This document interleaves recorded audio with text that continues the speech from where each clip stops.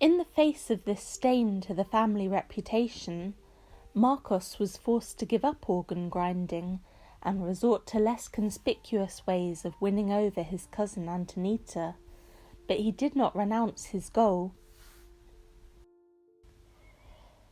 In any case, he did not succeed, because from one day to the next, the young lady married a diplomat who was 20 years her senior.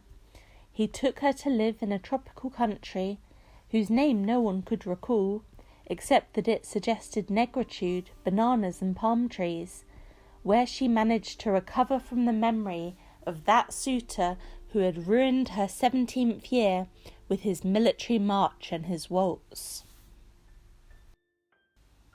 Marcos sank into a deep depression that lasted 2 or 3 days, at the end of which he announced that he would never marry and that he was embarking on a trip around the world.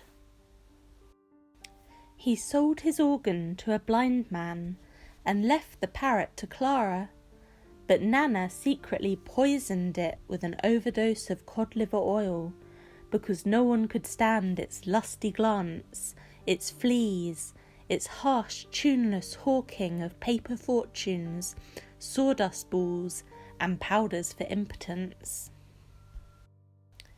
That was Marcos's longest trip. He returned with a shipment of enormous boxes that were piled in the far courtyard between the chicken coop and the woodshed until the winter was over. At the first signs of spring, he had them transferred to the parade grounds, a huge park where people would gather to watch the soldiers file by on Independence Day with the goose step they had learned from the Prussians.